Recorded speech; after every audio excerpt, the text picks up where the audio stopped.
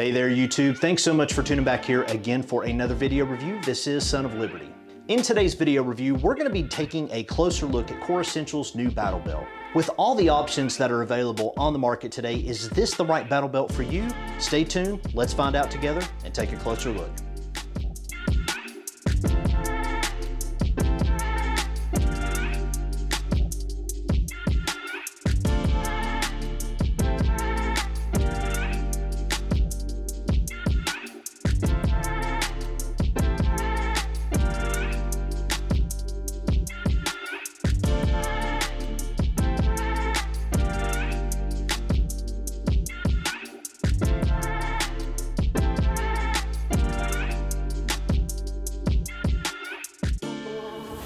Hey guys, so I just finished up closing down the range. Luckily for us, during the wintertime, we only have to work 4 hours. So now that it's actually getting closer to spring, I've got a little bit more daylight, so I'm really excited to actually get to come out here and shoot today after the range has closed. And today we're gonna be testing out the battle belt from Core Essentials. I was fortunate enough to hear about this thing from my contact at Core Essentials last year. I was really curious how they were going to approach their design application for an actual battle belt. You know, for some of us that have been running battle belts for a while, we take a look at it.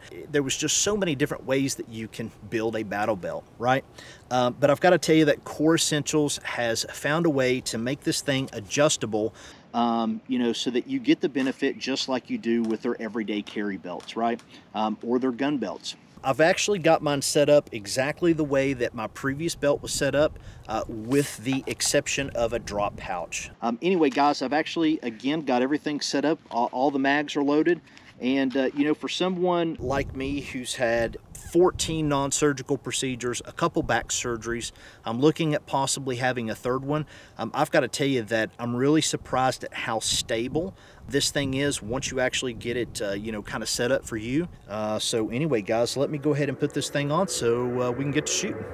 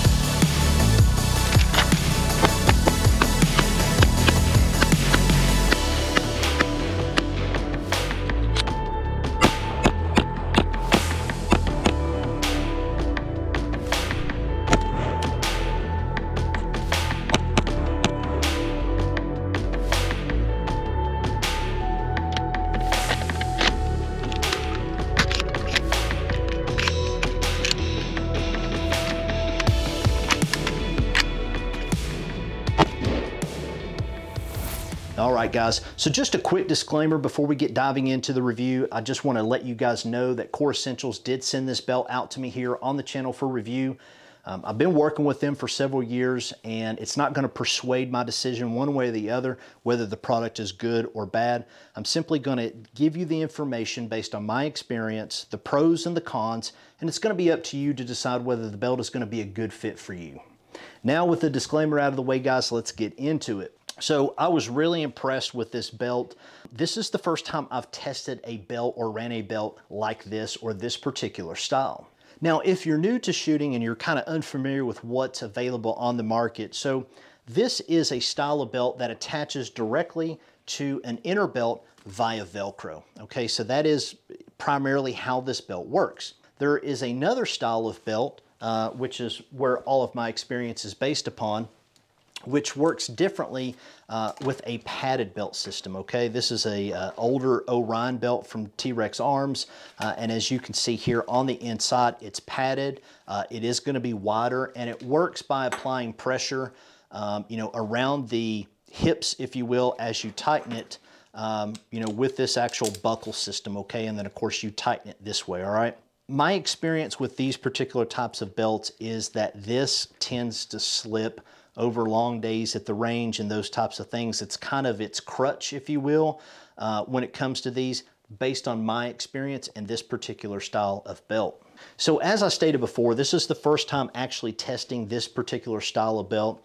So once I got the inner and the outer belt cut to the specs based on the instructions, which I followed to the T, I got all my accessories, you know, my med kit, mags, and the holster and everything laid out and attached to the belt. And the first time I went to the range and I put this thing on and cinched it down, I could not believe at how strong the actual belt itself felt. Now, strong may not make sense to you, but I really truly felt like the belt was almost part of my body. It felt so structurally sound, and no matter what I'd done, I could not get the items or the material to actually move. And what I mean by that is, you know, I started doing different things like I started reholstering a lot more forceful with the actual, you know, the gun into the holster to try to see if I could get some separation with this particular part of the outer belt away from the inner belt. Because with the way that this is designed, there's not as much part of the inner or the outer belt making contact with the inner belt. So I felt that that may be a failure point, and I've got to tell you that I could not get it to separate from the inner belt like I expected it to. Another thing that I was wanting to do is, as I was doing movement drills, as I'm typically used to doing at the range, I wanted to see if I was going to have any kind of, you know, possible slippage or maybe the belt moving ever so slightly, you know, doing those styles of drills, and I didn't have any issues with that whatsoever. Now, just some food for thought, guys. If you are the types of individuals that like to run tech locks, okay, be very mindful with how many that you apply to a belt similar to this one. And if you're new to the industry, this is what a tech lock looks like. You've got the ability to attach this to a belt, and there's a multitude of different holes so that you can actually change possibly the cant of the magazine or whatever other item that you have attached to the actual tech lock. But you've got to be careful because you don't want to override the outer belt's ability to connect to the inner belt, because obviously that's how it's designed to work. The more tech locks that you add to a style of belt like this, the more that you prevent the belt to work as it's intended. So just some food for thought. Now, one of the things that I think sets Core Essentials Battle Belt apart from its competitors is their use of what's called Power Core technology. So if you've been following my channel for a while, then you guys will have heard that terminology before in the previous videos that I've done on Core Essentials, their belts for EDC. But essentially their inner and their outer belt has the Power Core insert, okay?